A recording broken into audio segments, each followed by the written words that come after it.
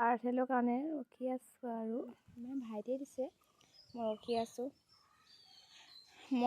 যে মোৰ লগত সমানে ৰখি আছে। চাওকচোন এতিয়া শুই লৈছে। মই যেতিয়া মানে পাৰ্চেল ল'বলৈ আহোঁ তেতিয়া থাকিবই মোৰ লগত। কিছুমানে আকৌ ভয় খাই নহয়, দৌৰি থোৱা দেই কামুৰিব বুলি কয়, নাকামে বুলি কওঁ।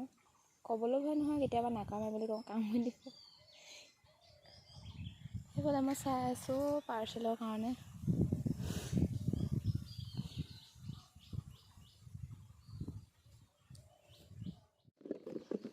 মোৰ বস্তু নহয়, ভাইটিয়ে দিছে।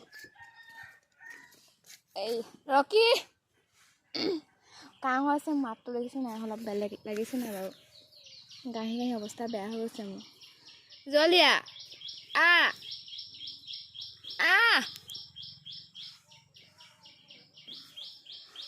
মই বাৰ ঘৰলৈ গৈছিলোঁ যে, এয়া আমাক লেতেৰাটো কোনো গা নাই ধোৱা, লেতেৰা হৈছে, গোন্ধাইছে।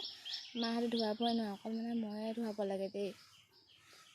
আজি ধোৱা নহ'ল বাৰু, মোৰ মানে গাটো ভাল লগা নাছিলে যে, মই শুইহে আছিলোঁ। জলিয়া বৈ কথা শুনা যে, সেইকাৰণে ভাল লাগে ন, হয় নাই? পইচা পাৰ্চেল লাগিব নাই? ৰাতিপুৱা আকৌ মই চোতালখন সাৰিছিলোঁ, আকৌ লেতেৰা হ'ল নহয়। পাপাই আকৌ সাৰি দিছে, বাৰপাত হ'ল যে। ৰকিয়ে যেনেকৈ চাই আছে যেন খোৱা আৰু এয়াই দিয়া হৈছিল আৰু মাকে খুলিবলৈ ক'লোঁ। মোৰ বস্তু নহয় যে, কাপোৰ কানি নহয়, সেইকাৰণে মই নাচালোঁ আৰু।